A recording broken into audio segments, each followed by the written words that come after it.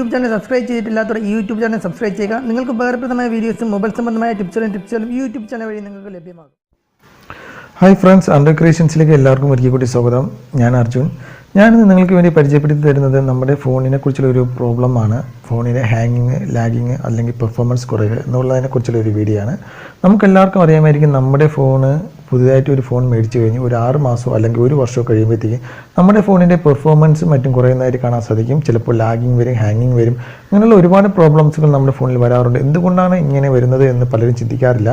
ചിലപ്പോൾ ഒരു പുതിയ ഫോൺ വാങ്ങുമ്പോൾ നല്ല പെർഫോമൻസ് ആയിരിക്കും. ചിലപ്പോൾ ഞാൻ നേരത്തെ പറഞ്ഞ പോലെ ചിലപ്പോൾ ഒരു വർഷമൊക്കെ കഴിയുമ്പോഴത്തേക്കും ആ ഒരു പഴയൊരു പെർഫോമൻസ് നമ്മുടെ ഫോണിൽ കാണാറില്ല. എന്തുകൊണ്ടാണ് അങ്ങനെ സംഭവിക്കുന്നത്? പ്രധാനമായും 4-5 കാരണങ്ങൾ കൊണ്ടാണ് അങ്ങനെ സംഭവിക്കുന്നത്. ഒന്ന്, നമ്മുടെ ഫോണിൻ്റെ അപ്ഡേഷൻ. നമുക്കറിയാമായിരിക്കും, ഒരു നോഗോട്ടിൽ ഒരു കിറ്റ്കാറ്റിലിരിക്കുന്ന ഒരു വെർഷനാണെങ്കിൽ അത് നമുക്ക് ലോലിപോപ്പിലേക്ക് ഒരു അപ്ഡേറ്റ് വരും, അല്ലെങ്കിൽ ലോലിപോപ്പിലേക്ക് ഇരിക്കുന്ന ഒരു അപ്ഡേറ്റ് ഫോണാണെങ്കിൽ മാർഷലോയിലേക്ക് അപ്ഡേറ്റിംഗ് വരും. അങ്ങനെ ഓരോ വെർഷൻ അനുസരിച്ച് നമ്മുടെ ഫോണിൽ അപ്ഡേറ്റുകൾ വരാറുണ്ട്. അതെല്ലാം നമ്മൾ അപ്ഡേറ്റ് ചെയ്യാറുമുണ്ട്. എന്നാൽ അപ്ഡേറ്റ് ചെയ്യുമ്പോൾ ആ വേർഷനുകൾ, അതായത് ഞാൻ ഉദ്ദേശിക്കുന്നത് സെക്യൂരിറ്റിയോ പ്രൈവസിയോ സംബന്ധിച്ചുള്ള അപ്ഡേഷനുകളല്ല, വേർഷൻ അപ്ഡേറ്റിംഗ് ആണ്. അത്തരം അപ്ഡേറ്റുകൾ നമ്മൾ ഡൗൺലോഡ് ചെയ്ത് ഇൻസ്റ്റാൾ ചെയ്യുമ്പോഴത്തേക്കും, അതായത് നമ്മുടെ ഫോണിൽ ഡൗൺലോഡ് ചെയ്ത് ഇൻസ്റ്റാൾ ചെയ്യുമ്പോഴത്തേക്കും നമ്മൾ ആരും ശ്രദ്ധിക്കാറില്ല അത്തരം അപ്ഡേറ്റുകൾ സ്വീകരിക്കാനുള്ള ശേഷി നമ്മുടെ ഫോണിൻ്റെ ഹാർഡ്വെയറിനും പ്രോസസ്സിനും ഉണ്ടോ എന്നുള്ളത്. കമ്പനി അപ്ഡേറ്റിംഗ് തരും, കാരണം കമ്പനിയുടെ മാർക്കറ്റിൻ്റെ കാര്യമായത് കാരണം അവർ അവരുടെ കറക്റ്റായിട്ടുള്ള അപ്ഡേറ്റുകൾ നമ്മൾക്ക് തന്നുകൊണ്ടിരിക്കുക. എന്നാൽ അത്തരം അപ്ഡേറ്റുകൾ നമ്മൾ സ്വീകരിക്കും തോറും അത്രത്തോളം നമ്മുടെ ഫോണിൻ്റെ ഇന്റേണൽ മെമ്മറി സ്റ്റോറേജിനും അതുപോലെ തന്നെ ഹാർഡ്വെയറിനെയും പ്രോസസ്സിനെയും അത് കൂടുതലായിട്ട് ബാധിക്കുകയാണ് ചെയ്യുന്നത്. അതായത് കുറച്ച് പ്രോസസ്സിംഗ് മാത്രം ചെയ്തുകൊണ്ടിരിക്കുന്ന ഒരു ഫോണ് പെട്ടെന്ന് ഒരു അപ്ഡേറ്റിംഗ് വരുമ്പോഴത്തേക്കും കൂടുതൽ പ്രോസസ്സിംഗിലേക്ക് അത് മാറുകയാണ് ചെയ്യുന്നത്. അത് നമ്മുടെ ഫോണിൻ്റെ പെർഫോമൻസ് കുറയ്ക്കുകയും ലാഗ്, ഹാങ് തുടങ്ങിയ പ്രോബ്ലംസ് ഉണ്ടാവുകയും ചെയ്യും. പലരും അനുഭവിച്ചിട്ടുള്ള ഒന്നാണ് അപ്ഡേറ്റിംഗിന് ശേഷം ഫോൺ വളരെയേറെ ഹീറ്റ് ആവുക, ബാറ്ററി ബാക്കപ്പ് കുറയുക, ലാഗിങ് വരിക, പെർഫോമൻസ് കുറയുക, അങ്ങനെ തുടങ്ങിയവ. രണ്ടാമത്തെ പ്രോബ്ലംസ് എന്ന് പറയുന്നതും അപ്ഡേറ്റിംഗ് തന്നെയാണ്. എന്നാൽ അത് സോഫ്റ്റ്വെയർ അപ്ഡേറ്റിംഗ് അല്ല, നമ്മുടെ ആപ്ലിക്കേഷൻ അപ്ഡേറ്റിംഗിലാണ്.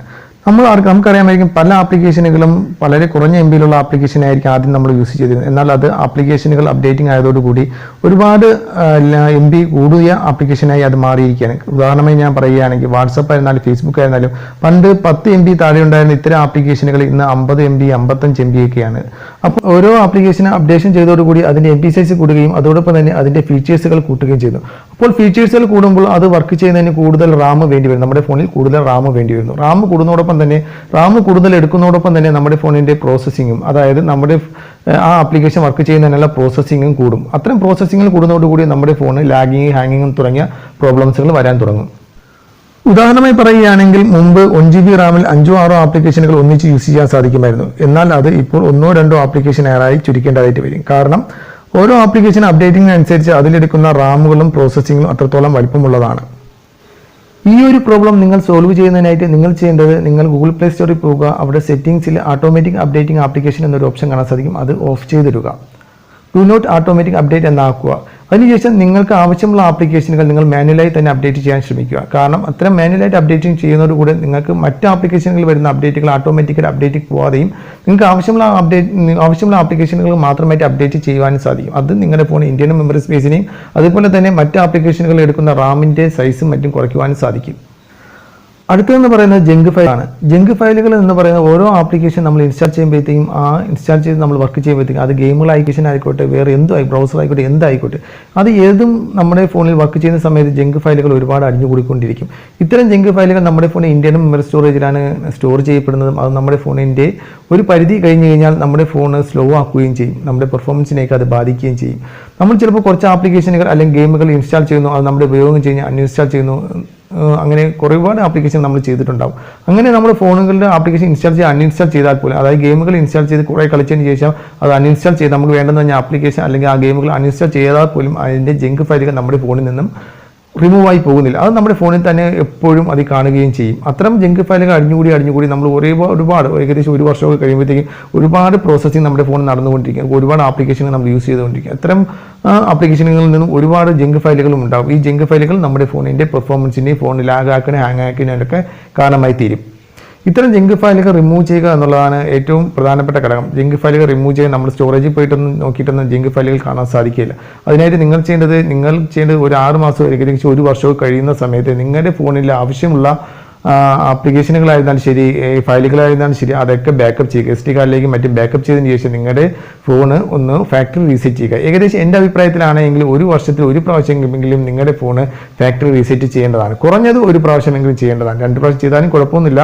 ഫാക്ടറി റീസെറ്റ് ചെയ്യുക വഴി നമ്മുടെ ഫോണിൽ അടങ്ങിയിരിക്കുന്ന എല്ലാ ജങ്ക് ഫയലുകളും ഒന്ന് റിമൂവ് ആയി പോവുകയും നമ്മുടെ ഫോൺ ഒന്ന് ക്ലീൻ ആയി കിട്ടുകയും ചെയ്യും. വീണ്ടും നമുക്ക് അത്യാവശ്യമുള്ള ആപ്ലിക്കേഷനുകൾ മാത്രം യൂസ് ചെയ്യുക വഴി നമുക്ക് ഇത്തരം പ്രോബ്ലംസുകൾ നല്ല രീതിയിൽ സോൾവ് ചെയ്യാൻ സാധിക്കും. അടുത്തതായിട്ട് പറയുകയാണെങ്കിൽ നമ്മുടെ ഫോണിൽ ഇൻബിൽറ്റ് ആയിട്ട് അതായത് കിടക്കുന്ന ഫയലുകളാണ്.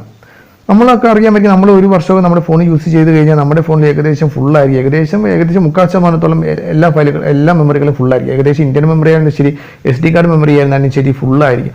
അപ്പോൾ ഒരു കുറച്ച് ഫയലുകളിൽ നിന്ന് നമുക്കൊരു സാധനം എടുക്കുകയാണെങ്കിൽ നമുക്ക് പെട്ടെന്ന് എടുക്കാൻ സാധിക്കും. എന്നാൽ ഒരുപാട് ഫയലുകൾ അടങ്ങിയിരിക്കുന്ന ഒരു സ്ഥലത്ത് നിന്ന് നമുക്ക് ഏതെങ്കിലും ഒരു ഫയൽ എടുക്കുക ഭയങ്കര ബുദ്ധിമുട്ടായിരിക്കും. അതുപോലെ തന്നെ ഫോണിനും നമ്മൾ ഏതെങ്കിലും ഒരു ഫയലുകൾ സെർച്ച് ചെയ്യുകയാണെങ്കിൽ കുറച്ച് ഫയലുകളെ ഉണ്ടെങ്കിൽ ഫോണിന് പെട്ടെന്ന് ആ ഫയലുകൾ തിരിച്ചറിയാൻ അത് കണ്ടുപിടിച്ച് തരാൻ സാധിക്കും. കാരണം അപ്പോൾ കുറച്ച് പ്രോസസ്സിംഗ് മാത്രമേ നമ്മൾ ഫോണിന് സംഭവിക്കുന്നുള്ളൂ. എന്നാൽ ഒരുപാട് ഫയലുകൾ നമുക്കിപ്പോൾ ഫോൺ മെമ്മറി മൊത്തം ഫുള്ളായിരിക്കും, അതുപോലെ തന്നെ SD കാർഡും ഫുള്ളായിരിക്കും. അങ്ങനെയുള്ള സന്ദർഭങ്ങളിൽ നമുക്ക് ഒരുപാട് ഫയലുകൾ നമ്മുടെ ഫോണിൽ ഉണ്ട് എങ്കിൽ ആ ഫയലുകൾക്കിടയിൽ നിന്ന് നമ്മൾ എന്തെങ്കിലും നമ്മുടെ ഫോണിൽ നിന്ന് സെർച്ച് ചെയ്യുമ്പോഴത്തേക്കും ആ ഫയലുകൾ കണ്ടുപിടിക്കുന്നതിന് ഫോൺ ഒരുപാട് പ്രോസസ്സിംഗ്, അതായത് ഒരുപാട് പ്രോസസ്സ് ചെയ്യേണ്ടതായിട്ട് വരും. അത്രത്തോളം പ്രോസസ്സ് ചെയ്യേണ്ടി വരുമ്പോഴത്തേക്കും അത്രത്തോളം ഫോണ് കൂടുതൽ സമയമെടുക്കുകയും നമ്മുടെ ഫോണ് ഹാങ്ങിങ്, ലാഗിങ് തുടങ്ങിയുള്ള പ്രോബ്ലംസിലേക്ക് വന്നു ചേരുകയും ചെയ്യും. ഇതൊക്കെ നമ്മുടെ ഫോൺ, ഞാൻ ഈ പറഞ്ഞ കാര്യങ്ങളെല്ലാം നമ്മുടെ ഫോൺ ഒരു പരിധി കഴിയുമ്പോഴത്തേക്ക്, അതായത് ഒരു വർഷമൊക്കെ ഫോൺ വാങ്ങിച്ച് ഒരു വർഷം കഴിയുമ്പോഴത്തേക്ക് നമ്മുടെ ഫോണിൽ ഉണ്ടാകുന്ന പ്രോബ്ലംസുകൾ ചിലതാണ്. ഏകദേശം ഹൈ എൻഡ് ഫോണുകൾക്ക് ആണെങ്കിൽ ഇത്തരം പ്രോബ്ലംസുകൾ വളരെ പെട്ടെന്ന് നമുക്ക് ബാധിക്കില്ല എന്നുണ്ടെങ്കിൽ നമ്മുടെ ഒരു ആവറേജ് ഫോണുകളൊക്കെ ആണെങ്കിൽ ഇത്തരം പ്രോബ്ലംസുകൾ പെട്ടെന്ന് തന്നെ നമ്മുടെ ഫോണുകളിൽ സംഭവിക്കുന്ന ഒന്നാണ്. ഇത്തരം പ്രോബ്ലംസുകൾ സോൾവ് ചെയ്യാൻ ഏറ്റവും നല്ല മാർഗ്ഗം ഞാൻ നേരത്തെ പറഞ്ഞതുപോലെ തന്നെ ഒരു പരിധി കഴിഞ്ഞ് കഴിഞ്ഞാൽ ഒരു 7-8 മാസം കഴിയുമ്പോഴത്തേക്കും നമ്മുടെ ഫോൺ ഒന്ന് ഫാക്ടറി റീസെറ്റ് ചെയ്യുക എന്നുള്ളത് തന്നെയാണ് ഏറ്റവും 100% ഏറ്റവും നല്ലൊരു ഉപാധി എന്ന് ഞാൻ പറയുന്നത്. അതുപോലെ തന്നെ ആപ്ലിക്കേഷനുകൾ ഇൻസ്റ്റാൾ ചെയ്യുന്ന സമയത്തും ആപ്ലിക്കേഷൻ അപ്ഡേറ്റ് ചെയ്യുന്ന സമയത്തും മൊബൈലിലെ വേർഷൻ അപ്ഡേറ്റ് ചെയ്യുന്ന സമയത്തും നിങ്ങൾ ശ്രദ്ധിക്കേണ്ട കുറച്ച് കാര്യങ്ങളുണ്ട്. അതൊക്കെ ഞാൻ നേരത്തെ പറഞ്ഞു. അതൊക്കെ ശ്രദ്ധിക്കുകയാണെങ്കിൽ തീർച്ചയായിട്ടും നിങ്ങളുടെ ഫോൺ യാതൊരുവിധ പ്രോബ്ലംസും ഇല്ലാതെ ദീർഘകാലം യൂസ് ചെയ്യാൻ സാധിക്കും. ഈ വീഡിയോ നിങ്ങൾക്ക് ഇഷ്ടപ്പെട്ടു എങ്കിൽ ഈ വീഡിയോയ്ക്ക് ലൈക്ക് തരിക, ഷെയർ ചെയ്യുക. അതുപോലെ തന്നെ ഞങ്ങളുടെ യൂട്യൂബ് ചാനൽ സബ്സ്ക്രൈബ് ചെയ്തിട്ടില്ലെങ്കിൽ സബ്സ്ക്രൈബ് ചെയ്യുക. ഈ വീഡിയോയെക്കുറിച്ചുള്ള എന്തെങ്കിലും കമൻസുകൾ നിങ്ങൾക്കുണ്ടെങ്കിൽ ഞങ്ങളുടെ ഈ കമൻറ്റ് ബോക്സിൽ രേഖപ്പെടുത്തുകയും ചെയ്യുക.